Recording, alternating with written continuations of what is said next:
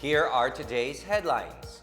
Filipinos watch the night skies with the appearance of the rare super blue blood moon. Malacanang dares Senator Antonio Trillanes to file an impeachment case over the suspension of overall Deputy Ombudsman Melchor Arthur Carandang.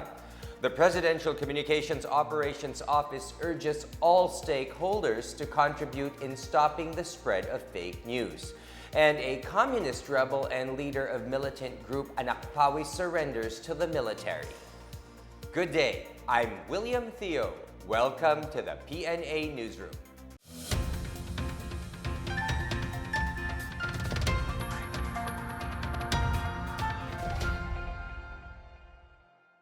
Space and astronomy buffs gather in various parts of the country to get a closer look at the super blue blood moon tonight. The super blue blood moon is a rare simultaneous occurrence of three celestial phenomena: the blue moon, supermoon, and lunar eclipse. A supermoon is a full moon that appears 14% larger and 30% brighter than usual. A blue moon is the second full moon in a month, while a blood moon is seen when a full moon temporarily turns red due to the refraction of sunlight during a total lunar eclipse. Astronomy groups set up their own viewing events with some observation stations until midnight. Spectators watch the special lunar activity from around 6:49 p.m., the start of the lunar eclipse, with the full moon becoming viewable at its best from 8:51 to 10:07 p.m. Pagasos said the moon at its reddest about 9:29 p.m., the center of the said eclipse. The lunar eclipse was expected to end around 12:08 p.m. Moonrise was at 5:42 in the afternoon, and moonset will be at 6:47 a.m. the next day. The last time a super blue blood moon was seen in the Philippines was in December 30, 1982. Senator Antonio Trillanes accused Malacanang of abusing its authority by suspending an official investigating a case against the president. The palace dared Trillanes to file an impeachment case if disciplining the overall deputy ombudsman was wrong. Here is our report. Malacanang challenged Senator Antonio Trillanes IV to file an impeachment complaint against President Rodrigo Duterte if he believes the suspension of overall Deputy Ombudsman Melchor Arthur Carandang is an impeachable offense. Trillanes, a staunch critic of Duterte, said the Office of the Executive Secretary violated the independence of the Office of the Ombudsman and its deputies. Presidential spokesperson Harry Roque, however, insisted that the Office of the President's jurisdiction over the Deputy Ombudsman is constitutional. He added that the overall Deputy Ombudsman is free to seek legal remedy before any competent court. The OES formally charged and placed Carandang under a 90-day preventive suspension for allegedly committing grave misconduct and dishonesty in relation to the Ombudsman's probe on the alleged bank records of the President and his family. Carandang claimed his documents showing the flow of money amounting to 1 billion pesos through debits and credits were provided by the Anti-Money Laundering Council. He also said the bank records were similar to the documents that Trillanes obtained from AMLAC. The AMLAC, however, denied that it released the bank records of President Duterte and his family to Carandang and Trillanes. Carandang has been given 10 days to answer the charges. For the PNA Newsroom, I'm Benj Bondok. Lawmakers approved a bill ensuring the security of tenure by prohibiting various forms of contractualization, including endo or end of contract. Here is our report. The House of Representatives overwhelmingly approved on third and final reading the prohibition of labor-only contracting and endo or end of contract. House Bill 6908 seeks to amend several provisions of the Labor Code of the Philippines to strengthen the security of tenure of employees in the private sector. Under the bill, employees of a contractor shall be paid in accordance with the Labor Code and other laws. The bill prohibits labor-only contracting, where the person supplying workers to an employer does not have substantial capital, investment, or control over the working methods of employees. In cases of regular employment, the employer shall not terminate the services of an employee except for a just cause or when authorized. A regular employee is also defined as one who has been hired for an indefinite period. Fixed-term labor contracts, including contracting out of the same work contracted out by the employer, is prohibited. Exceptions are overseas Filipino workers, workers on probation, relievers who are temporary replacements, or absent regular employees whose engagement shall not exceed 6 months, project employees, and seasonal workers. All forms of discontinuous employment are prohibited, and clauses in employment contracts providing for a fixed term or definite period of employment are void. Probationary employment shall not exceed 6 months from the date the employee started working. It may be terminated for a just cause when he fails to qualify as a regular employee. For the PNA Newsroom, I'm Philippine Cervantes. The Department of Justice filed criminal charges against 54 suspected Maute members, including the doctor being linked to a local terror group allegedly behind the abduction of 6 persons in 2016. Charged with 4 counts of kidnapping and serious illegal detention and 2 counts of kidnapping and serious illegal detention with murder were Dr. Russell Langi Salik and 53 other individuals. The cases stem from the complaints of 5 sawmill workers who were all abducted by the Maute group in Butig, Lanao del Sur on April 4, 2016. 2 of their co-workers were beheaded 6 days after the kidnapping. They positively identified Salik among the perpetrators. Salik is among 3 people who are facing charges in the United States for allegedly plotting attacks in New York City. The U.S. government is seeking Salik's extradition on the allegation that he helped fund a plot that included attacks on Manhattan's Times Square and the city subway in 2016. Salik has been detained at the National Bureau of Investigation since April. A youth organization is urging Filipinos to make the 50th year of communist insurgency in the Philippines its last. In a statement, the Duterte Youth Group slammed Communist Party of the Philippines founder Jose Maria Sison and urged the country's law enforcement agencies to monitor left-inspired youth groups. They urged the government to go after those who support and join the bearing of arms against government troops, extort money from people, and burn down government and business facilities. They noted that this is the 50th year of the communist insurgency and the youth is tired of its actions hindering the country's growth. The youth group stressed that more than 80% of Filipinos and millions of Filipino youth support President Rodrigo Duterte and the country's government troops. It is said most Filipinos now aspire for the transformation of the Philippines into a well-developed, disciplined, rich, and powerful Southeast Asian nation like Singapore and the other neighbors.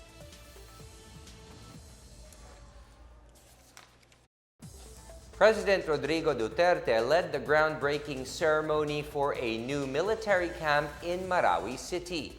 Upon his arrival at Barangay Kapantaran, President Duterte was briefed about the project, which was expected to be completed in less than 2 years. He then led the capsule laying for the construction of the new military facility that will be undertaken by the Philippine Army's 54th Engineering Brigade. In a speech, Duterte recognized the bravery of soldiers and policemen who fought to liberate Marawi from the Maute terrorist group. The old Marawi City Hall, located on top of the hill, was converted into a new military camp headquarters building. The new camp would become a stronghold of the Philippine Army's infantry units to prevent the re-entry of ISIS-backed groups and to protect civilians from any security threats. Still to come, the Presidential Communications Operations Office urges all stakeholders to contribute in stopping the spread of fake news. The Davao City local government vows to send aid to communities affected by Mayon volcano. These and more when the PNA Newsroom continues.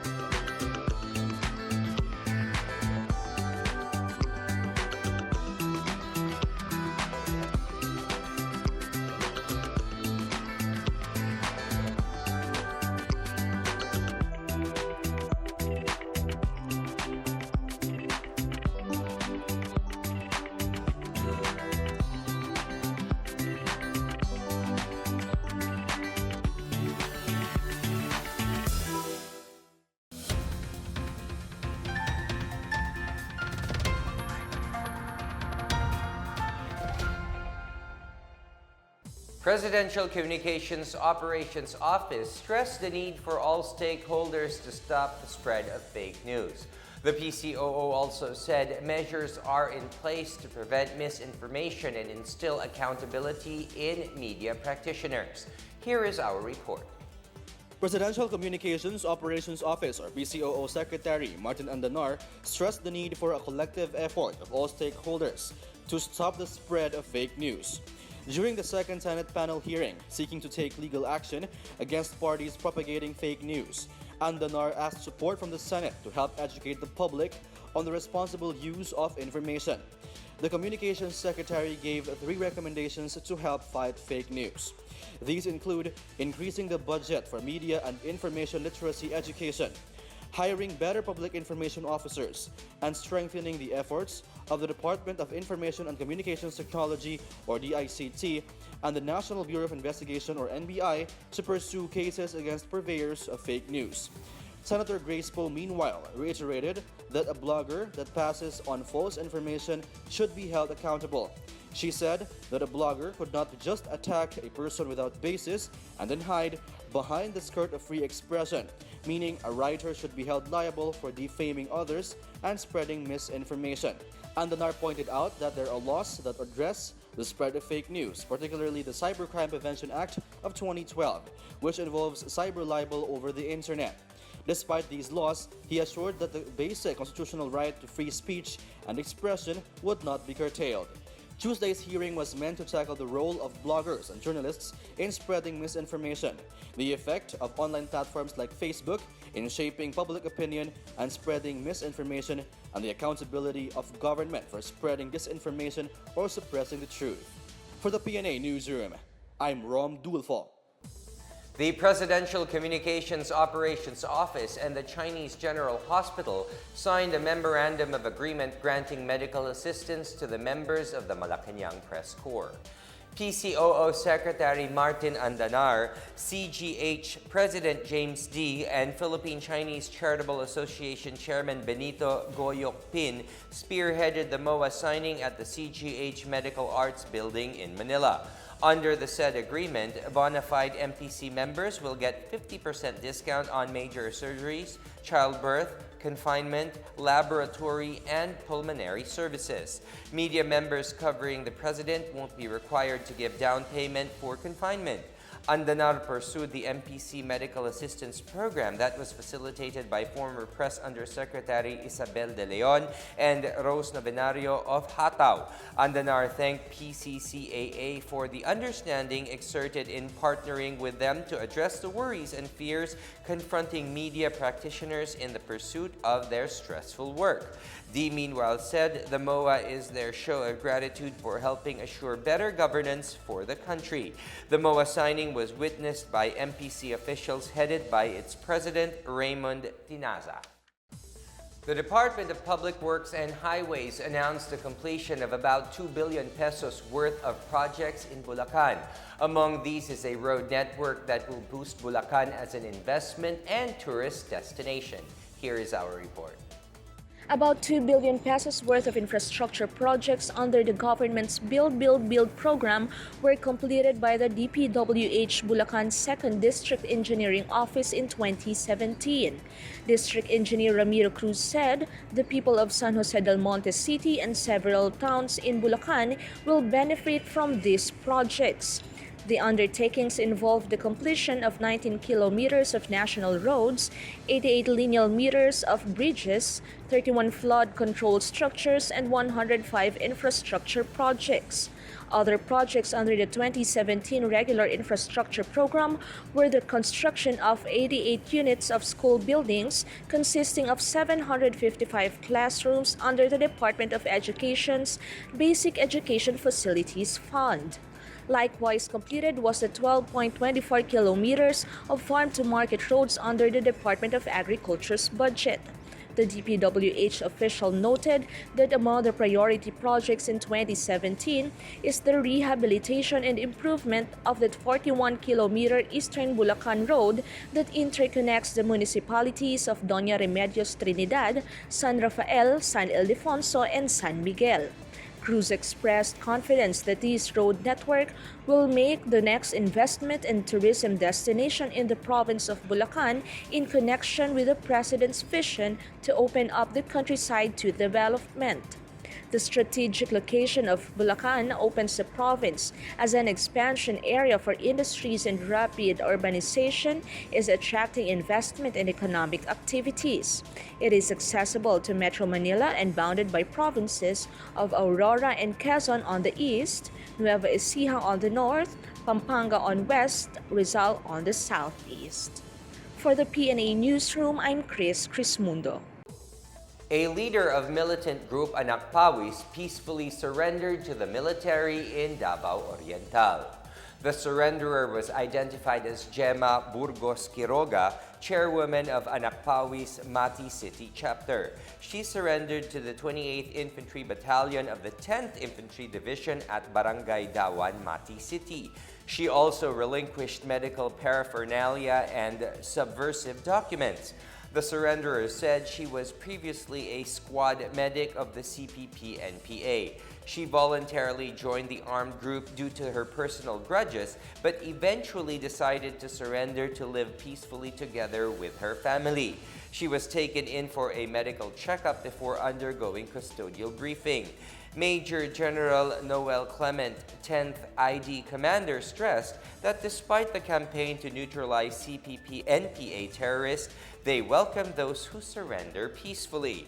He vowed that the military will continue maintaining peace and order against the communists. Davao City will be extending financial assistance to cities and municipalities of Albay affected by the eruption of Mount Mayon.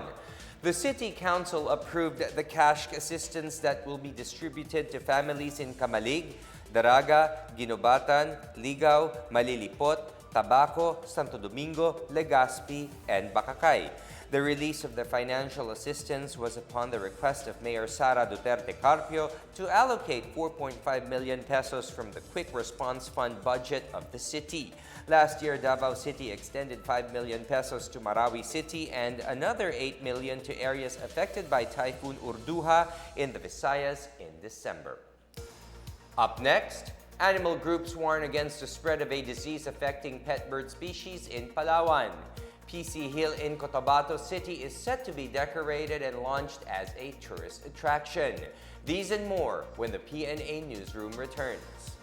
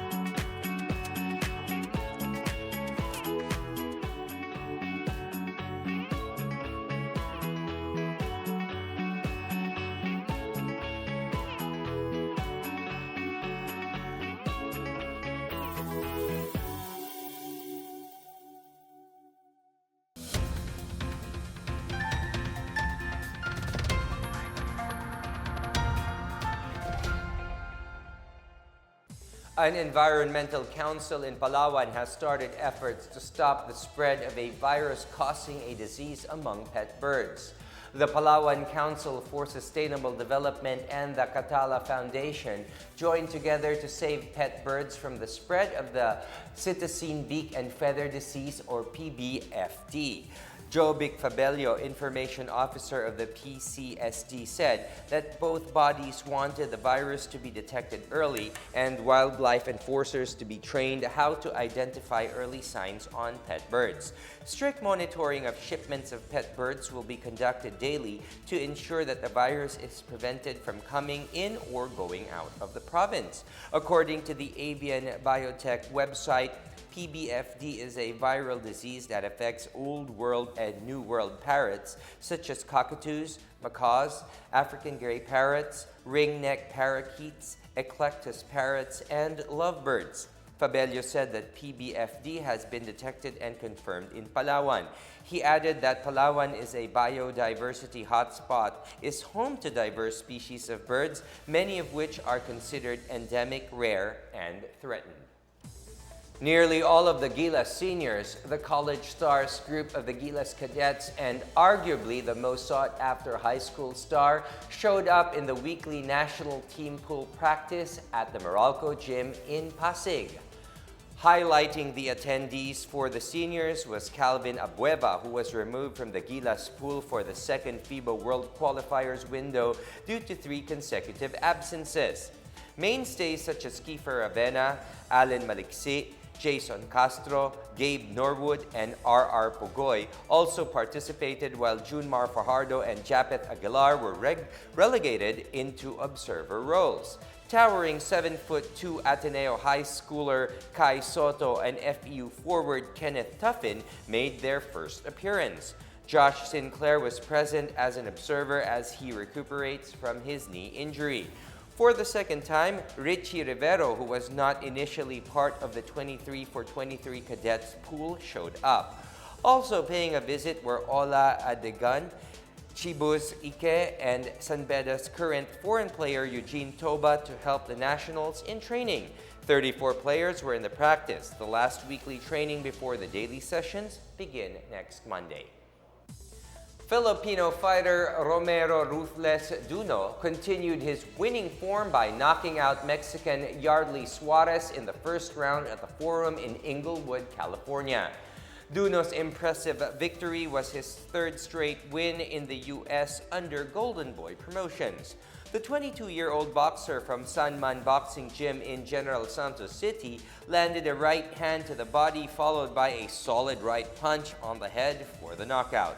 He now has 16 wins with 14 knockouts against only 1 loss with no draw, while the 23-year-old Suarez dropped to 22 wins, 10 losses, and 12 knockouts. The Duno Suarez 8th rounder was in the undercard of the double World Championship promotion by Oscar de la Hoya of Golden Boy Promotions and Akihiko Honda of Taiken Promotions. Duno had previously won by a unanimous decision against Mexican Juan Pablo Suarez last September at the Forum.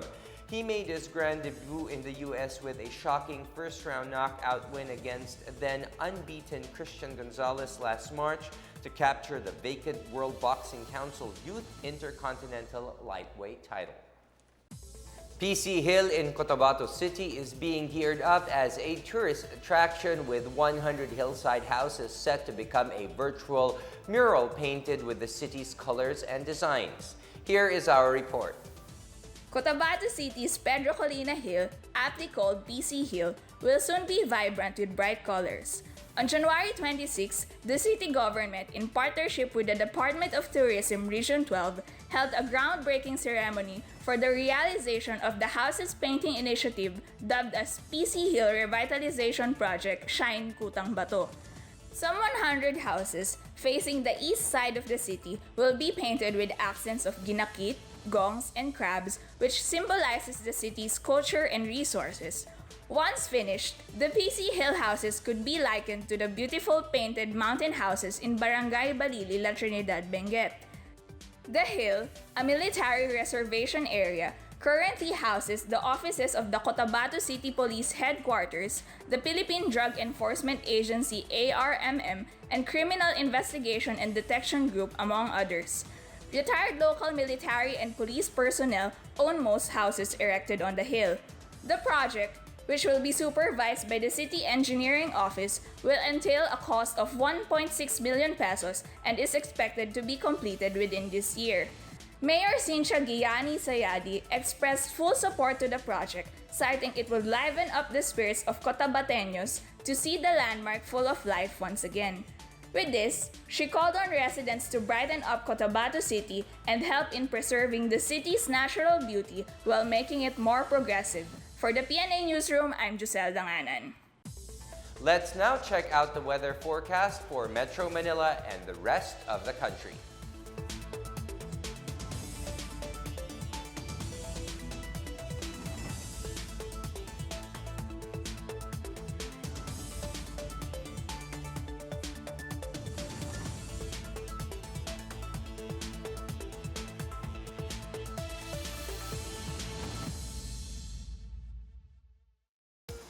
Let's take another look at today's headlines. Filipinos watch the night skies with the appearance of the rare super blue blood moon. Malacanang dares Senator Antonio Trillanes to file an impeachment case over the suspension of overall Deputy Ombudsman Melchor Arthur Carandang. The Presidential Communications Operations Office urges all stakeholders to contribute in stopping the spread of fake news. And a communist rebel and leader of militant group Anakpawi surrenders to the military. Thank you for watching another episode of the PNA Newsroom. To check out these and other stories, visit the PNA website or follow the Philippine News Agency on Facebook and Twitter. For more stories about the government and all that it is doing for the Filipinos, look for these hashtags in all of our social media platforms and websites. And that's your daily dose of the hottest news and the latest information that you need to know from the PNA Newsroom. I'm William Theo. Good day.